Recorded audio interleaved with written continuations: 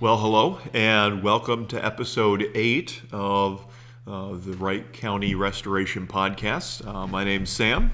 And I am Jamin. Very glad to be here today. Yes, and we're moving right along through the Bill of Rights, and we're kind of almost at the halfway point, the Fifth Amendment. Yep. And it's an amendment that we find a lot of things about, and it's a very important amendment that is, we find things in it such as, your private property that the government can't just come along and take it for whatever reason. So that's an interesting thing, the right of property that's important. Also, the right that one cannot be forced to testify against yourself, right, or be a witness against yourself in a court of law, and there's a lot of other pieces to this. This is a longer amendment, and so it'll be interesting as we kind of dig in and see historically where did some of these things come from, and then from the Word of God, where do we see these things bore out, in that.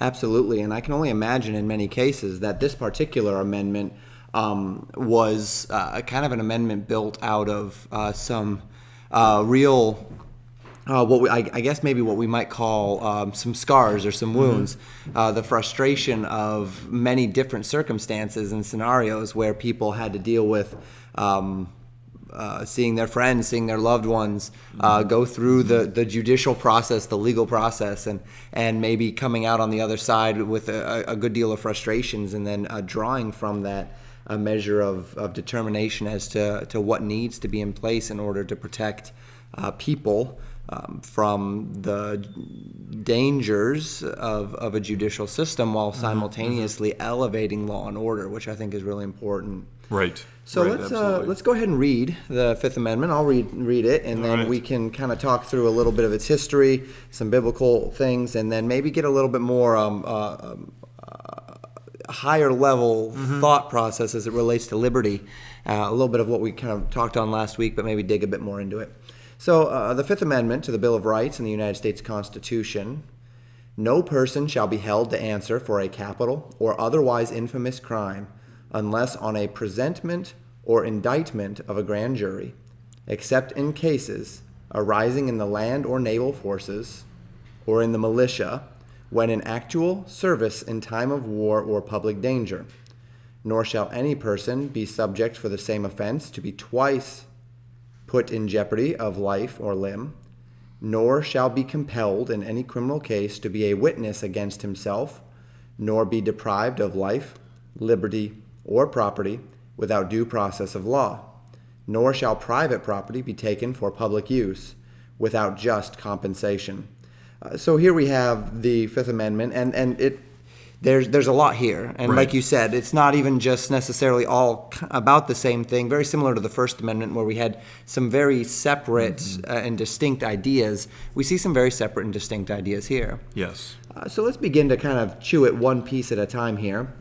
No person shall be held to answer for a capital or otherwise infamous crime unless on a presentment or indictment of a grand jury. And then we have an exception here. So we see this idea. It's really a criminal procedure idea as it relates to being held, that there must be a presentment or an indictment of a grand jury.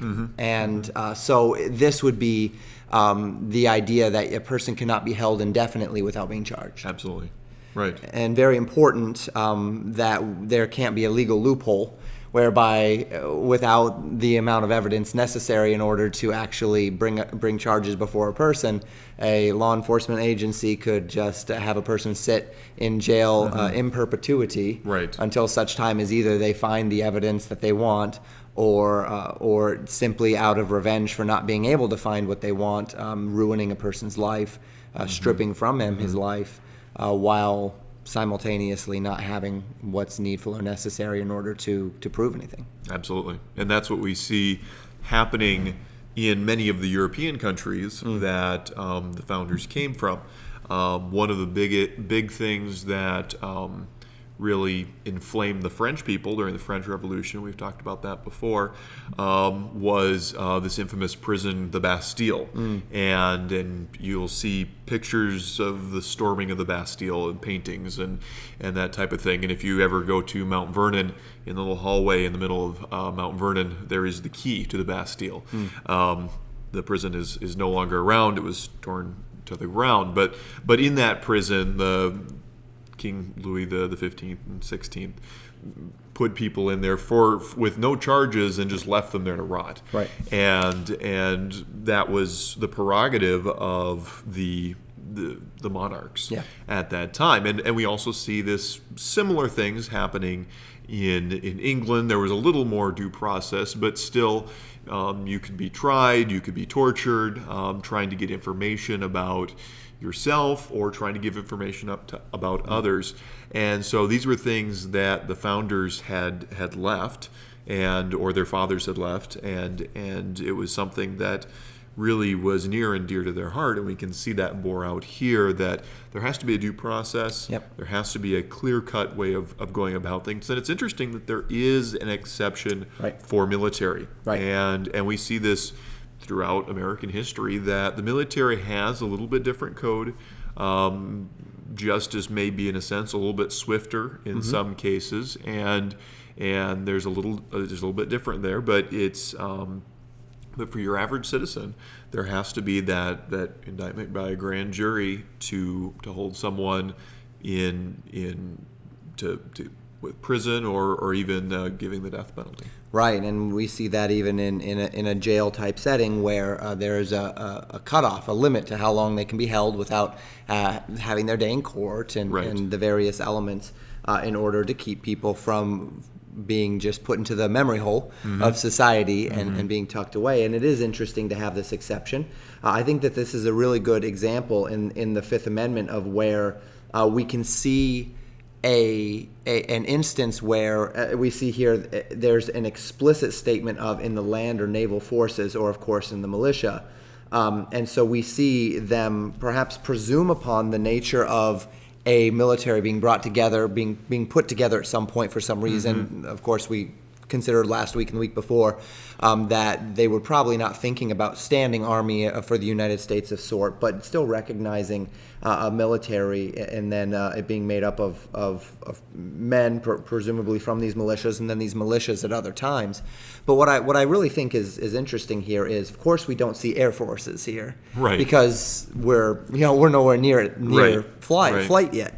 And so we have an instance where when we talk about the nature of how it is that we interpret the Declaration, the Constitution, the Bill of Rights, we can see a clear instance here where we can impose upon the Bill of Rights, and specifically the Fifth Amendment, a very clear and natural outworking of the spirit and the intent of the amendment, while simultaneously doing no injustice to what the amendment is actually saying. And when we talk about the differences between interpretive methods, and we recognize one wing of the political spectrum, or one wing of interpretation that would want to see the Constitution become a living document, and they say we need to update it and modernize it. And then the other side saying, no, we need it to be original, or the originalists who believe that they want to keep things as they are. An originalist would not necessarily say that we have no means by which to update applications of the amendments, and of course the Supreme Court working through various elements of that interpretive method, and the other courts of the land, but rather that where we would see the Air Force become a very natural and expected extension of air and naval forces. It's simply not mentioned because they never anticipated there being weaponized airplanes. Simultaneously, that's very different to add air forces to this amendment, as opposed to, say, going into the Second Amendment and trying to say only militias are allowed to have firearms, or saying that firearms are allowed but only for hunting, or whatever it might be, and imposing upon the amendment something which is so clearly outside of the intent of the founders and the intent of the amendment itself, that if you imposed that interpretation on it, the amendment would effectively cease to exist as it was written. Absolutely, and that's And that's something we see, and that's a good clarification, I think, because that there are things that were not anticipated by the founders, and there are things throughout these documents that will in time be changed, such as slavery. Yep. That those things will be done away with, and that's part of this process. And there are amendments added to the Constitution, but that there's clearly it's not just understanding that times will change, technology will change, but there's certain things such as freedom of speech and freedom of the press that need to stay the same, whether that platform may change, whether a firearm changes from a musket to something semi-auto. The core of what is laid out there needs to stay the same. Right, yep. And maintaining that spirit and the intent of the amendment even over the times of technological and societal change. Mm-hmm.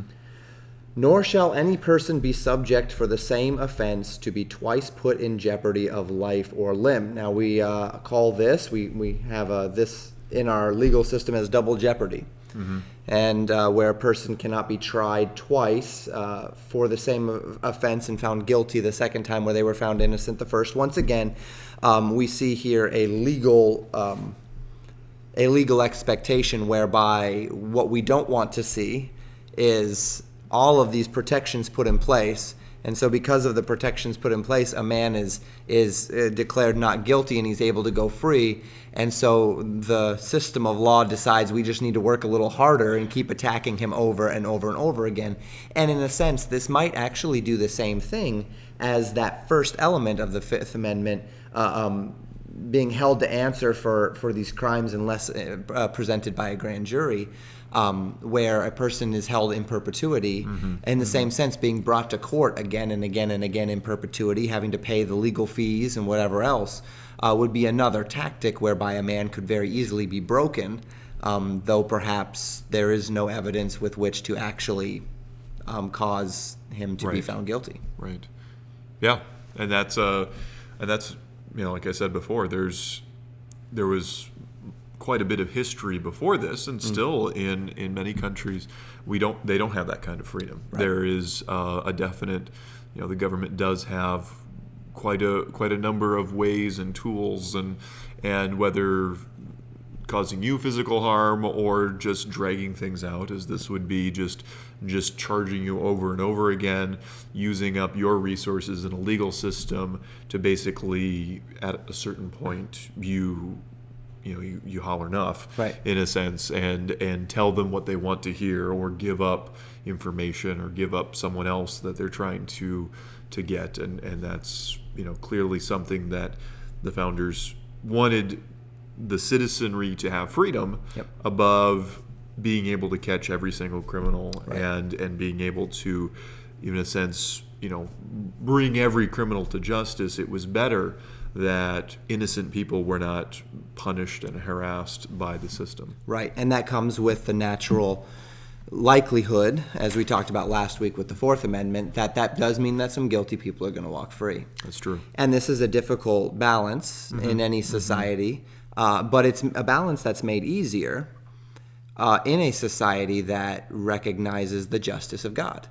Because in a society that recognizes God's justice, very similar to how one might operate in a context of a church or in the Christian life, one recognizes that ultimate judgment rests with God. Yes. And so if somebody gets away with something in this life, that doesn't mean they're getting away with anything. And that can bring a measure of peace that says far better that I let God deal with those who might get away with injustice in this life than that I impose an injustice upon one for whom the system for whom the system was not designed, or for someone who was innocent. Right, absolutely. And this was something that the founders really understood as part of their founding. Benjamin Franklin said in a letter to Benjamin Vaughan on March 14th, 1785, he wrote this, that it is better 100 guilty persons should escape than that one innocent person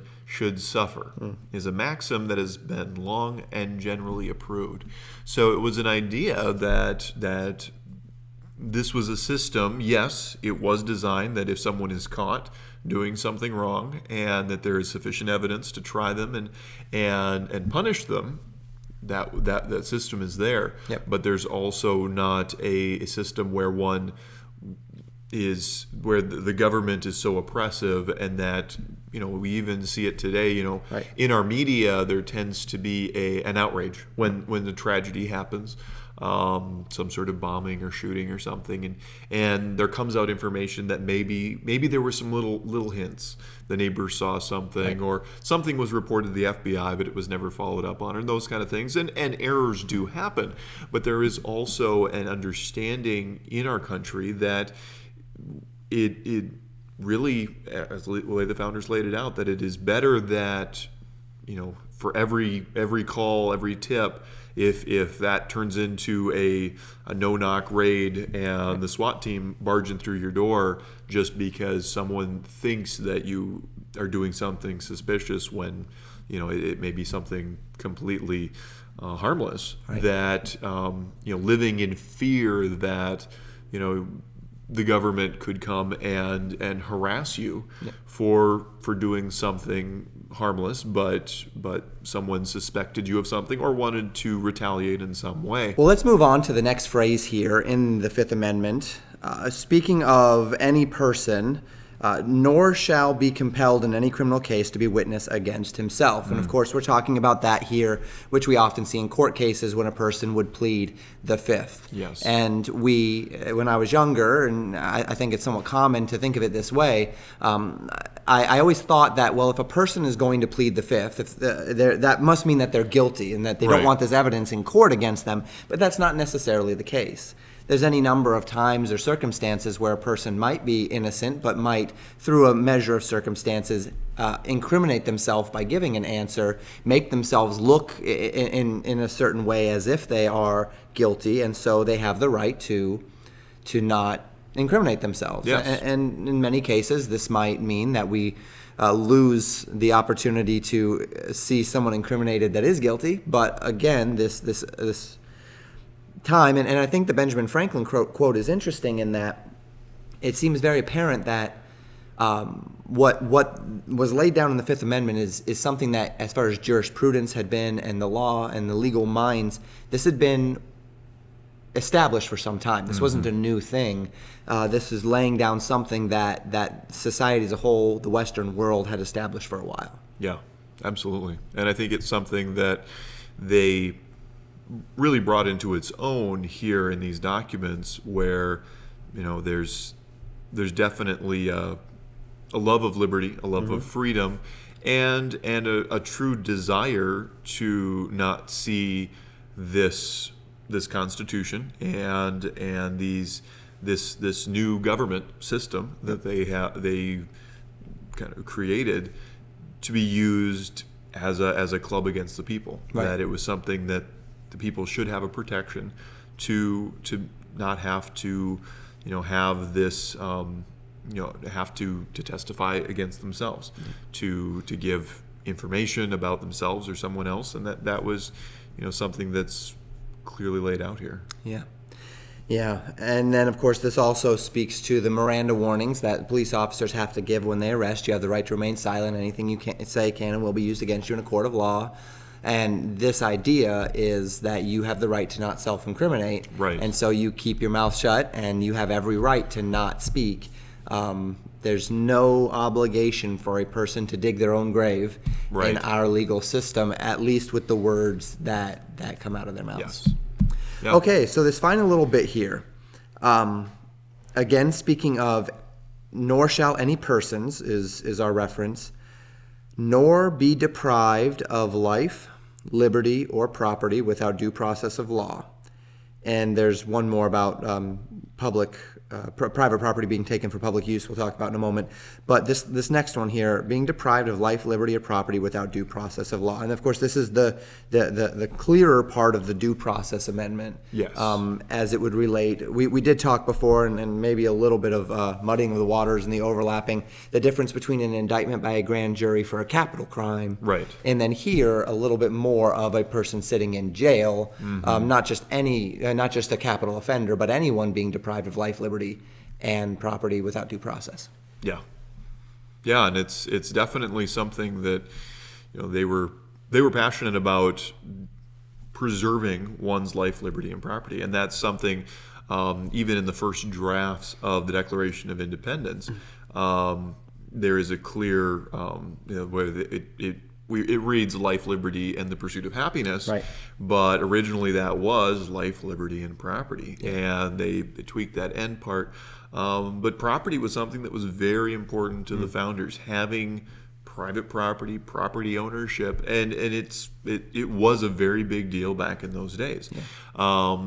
The average man, even if he was free in a sense where he wasn't under someone in the more feudal and aristocratic system in Europe, really didn't have, you weren't truly a free person. You didn't really truly have, you owed your life to whoever owned the property, and you had to farm it in a specific way, and you couldn't hunt it, and a lot of other things that was something that they were coming out of, and that life, liberty, and property being secured in that. We see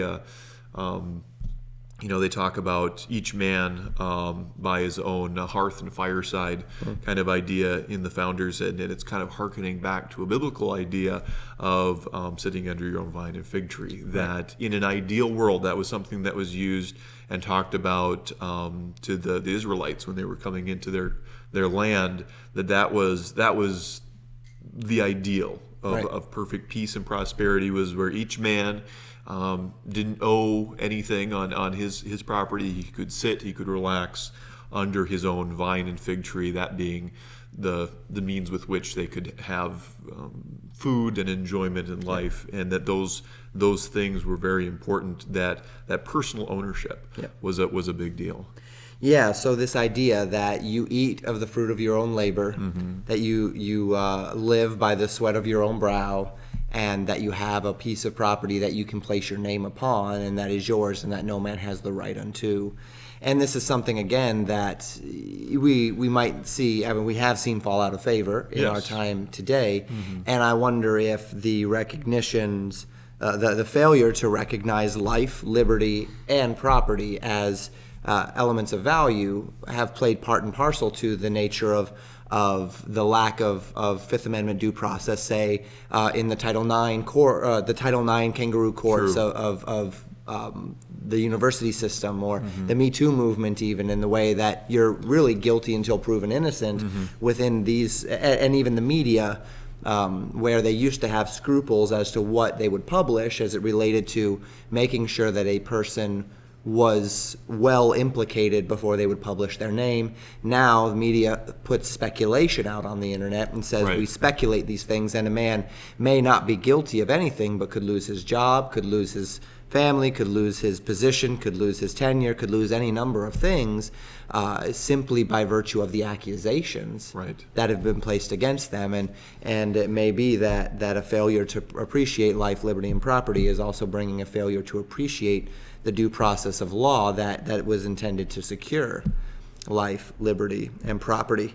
Within the element of due process, you had already mentioned the biblical roots of every man sitting under his vine and his fig tree, which is in the Jewish mind is freedom. That's their metaphor for freedom.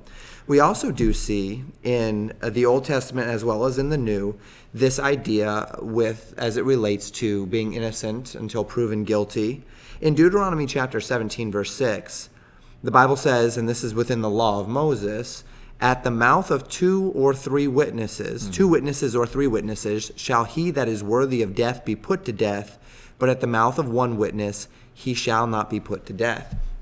And so we see this idea that there has to be a process and a number of witnesses, that a man is innocent until proven guilty, and that it can't just be one man's word against another for a legal system. So that in any number of cases, there may be a situation where there are not two witnesses to a crime, and so a man who viably did something and one witness can speak to that crime, this man would have to go free. Mm-hmm. And yet, once again, far better that than for a neighbor to go to the justice and say, hey, I saw my neighbor do this just because they're having a spat over, whose tree is planted on what side of the fence, or whose apples are falling on the wrong side of the fence, or whatever it might be, and because of a spat, gets him in trouble and gets him arrested and gets him put in jail, and whatever the case may be. So we saw this, and then this is even broadened a little bit in Deuteronomy 19, where it says, one witness shall not rise up against a man for any iniquity or for any sin, in any sin that he sinneth, at the mouth of two witnesses or at the mouth of three witnesses shall the matter be established. And then it also speaks to false witnesses. If a false witness rise up against any man to testify against him that which is wrong, then both the men between whom the controversy is shall stand before the Lord, before the priest, and then they go through the process of determining a false witness. And yet we see here that the false witness was punished, and this is the idea of perjury or the idea of lying under oath and libel and all of these things. And then we also see the protections of people against witnesses. So a real biblical precedent for this nature of not stripping a man of that which is his outside of a due process by which there is a just and a truly just system in place to establish his innocence and to validate his guilt. Mm-hmm. Yeah. Well, our final piece here is this phrase, nor shall private property be taken for public use without just compensation. And this goes to the concept of eminent domain and the idea that we see and somewhat abused in many places today, where the question of what is just compensation, and then what are the limits to the ability for a government, a municipality, to strip a man from his land for whatever it is they may want to build.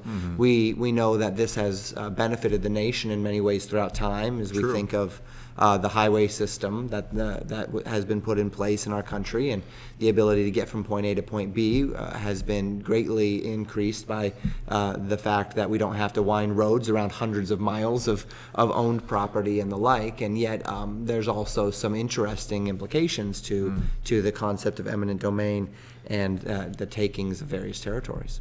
Right.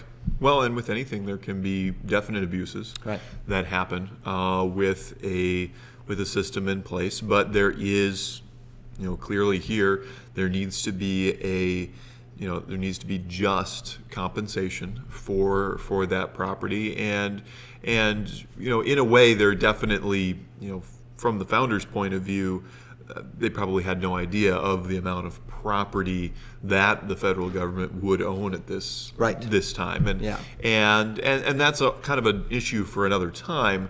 But there definitely is there are ways that they can have that private property be taken for a public need. But at our current day and age, it's definitely something that should be taken carefully and not just flippantly done, and of course there can be abuses. So that's the Fifth Amendment, and what I'd like to do in the last little bit of time that we have here is kind of think back to this broader 10,000 foot view of liberty. We've spoken of it so many times that within the scope of the Bill of Rights, the Constitution, and even the Declaration of Independence, we see a real need for man to be self-governed. That the system that was put in place was a system that is intended in nearly every respect to be a system that demands, it doesn't just benefit from, but it truly demands a self-governing group of people who are bound by a agreed upon moral code and an agreed upon worldview. And we see glimmers of that worldview, obviously, life, liberty, and property. And so these concepts whereby we see the preservation of the idea of private property, the preservation of the idea of life being given by God and thus being precious, and then the idea that liberty in and of itself is something that has intrinsic personal worth that is beyond necessarily just the cost of it. And we are seeing in our society today a true erosion of this, to where we now have two, and we talked about this so much when we talked through humanism, and we never got through all of that. I'll have to come back to it here soon. Yeah. But we see two very, very different tracks that the people of the United States are on. We see the track that recognizes these fundamental liberties as tantamount to the essence of America and paramount to our existence.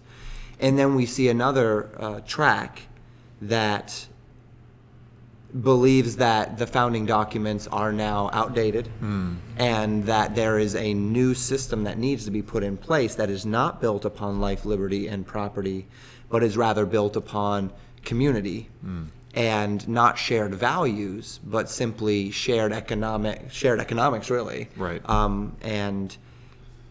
As we think through this, and as you think through liberty and the privilege of liberty and such, most of our listeners would probably be on the same page with us, and really it's the page from the Word of God as opposed to from humanism itself. It's a Judeo-Christian worldview. What are your thoughts on the nature of liberty and how kind of the Fifth Amendment fits into it, and all of those different kind of bird's eye perspective things? Sure. Yeah, and it is something that, we see definitely in play today, as you were saying, between the different views of what a good and free and proper society would look like. And that we have the system that we have today has many safety nets, as we call them, for people that maybe have issues or difficulties, and those are things that have been put in place after the founders and quite a bit after in a lot of their cases, and some have good purposes and some definitely get abused. But it's interesting, as you were saying, when you're looking at the Fifth Amendment, this amendment and all the amendments, when it comes down to freedom, really do come down to the people seeing the government not as a father figure or as a nanny state, that idea, but the government as there to protect the rights that I already have from God, and then to preserve those rights not only for myself, but treat my fellow man in a way that is in accordance with God's word, and to walk according to that, and to as the Bible says in both Old and New Testament, to the two greatest commandments, right. Honor the Lord your God and love your neighbor as yourself. Those two, that's everything kind of summed up into that, and that was something that the founders definitely saw as important. Just to kind of sum this up, it's interesting, George Mason, who was one of the men at the Constitutional Convention, he wrote in the state of Virginia Constitution that no free government nor the blessings of liberty can be preserved to any people, but by a firm adherence to justice, moderation, temperance, frugality, and virtue. And so just that first part's really interesting to think about. Those are things that the populace, the citizenry, really needs to focus on. And it's interesting, he lists out justice. That's, we're talking about the due process of law, that the innocent are treated as such and shall go free. Those who have done wrong do get punished, but in a just manner. That interesting moderation and temperance, those are words that moderation we use nowadays. Temperance, not as much. We think of something to do with alcohol or something of that nature. Temperance really just a simple definition of it is in moderation, and it's interesting that they're together. So it's maybe something that's lawful to use, but not in excess. Right. And certain things, when in excess, become sin, become a degradation to society, and so that showing those things, and then frugality, which is interesting, that being careful with one's resources and the resources of a nation, and then virtue. Virtue, we talk about things like virtue signaling and all kinds of things. The word has kind of been beaten up as of late. As has justice. Yes, but virtue is really truly it's a hard attitude towards doing right. Interestingly, I have a Scottish background, and the Henderson tartan and the crest is the motto is only virtue and nobles, which is very Scottish if you think about it. If that Scots have always had trouble with nobles, but they're basically saying only virtue in that hard attitude, that life is the only thing that makes one noble. It's not your birth. It's not anything else. It's only that virtue and nobles. So kind of an interesting thing there. Very good.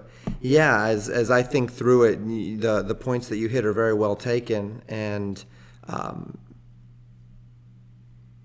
in many ways, this is our opportunity, is to take the essence of what we have recognized, even just through these first 5 amendments, and boil it down to an understanding that what we are dealing with on the individual level are individual constraints upon the government, but on a much broader level. What we are talking about here is what George Mason said. We are talking about a group of people who have the desire, the will, really, even at sacrifice of some criminals who are going to get out, get set free who shouldn't, and even at the sacrifice of some things that I want done, or whatever the case may be.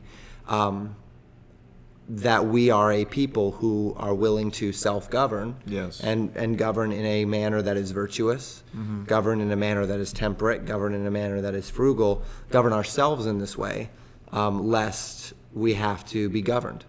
And a people that will not govern themselves must be governed, or else there is chaos. And so in some ways, I think that we're coming into a time, as we study through these amendments, where Americans are going to have to make some decisions, and where we need to be teaching others about this decision and the ramifications of this decision, because it's not as if the forefathers did not have this decision as well. As a matter of fact, the Declaration of Independence was their decision-making point, where they said, we've got various points that we can either stay under the thumb of this rule, or we can establish something new. And they did so at great cost, as we've talked about before. And that's a cost that perhaps, I'd imagine in every generation, ought to be counted. And ought to be renewed, that our generation is going to pay the cost necessary. And that might mean fewer excesses in the name of liberty. But to preserve that liberty, both for ourselves and for the next generation, is a broader task, and one that is worthy of our time, our effort, and our priority. Well said. Anything else? I think it's interesting just looking at this, from this wider perspective, and just looking at what a dear thing liberty is, and to remember that even this many years since these men put these words on paper, and we still are living in a land that enjoys quite a bit of liberty. And I think like you said, it's something that needs to be preserved, Each generation needs to see not only the value in it, but preserve it for the generation coming, and also look for places that it may have been abused. Yeah. And maybe there's some things that do need to be dialed back. Absolutely. And so, that's something that, whatever sphere of influence you have, remembering, going back to the original founding documents and the thoughts and writings of the founders, to really understand what liberty they bestowed upon this nation, and also the liberties that they saw that God had bestowed on each man, that they weren't really bestowing on anyone. Right. And so that these things are very important, that they need to be preserved, and that there is many blessings that can come from a people who is self-governing and living in that freedom and liberty. Very good. Well, with that, we will be finished for today. I suppose your homework for this week would be to be a person that is well self-governed.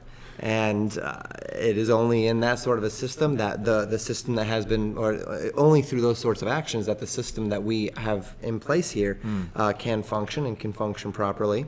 It's been a pleasure being with you again. This is Sam. I'm Jamin.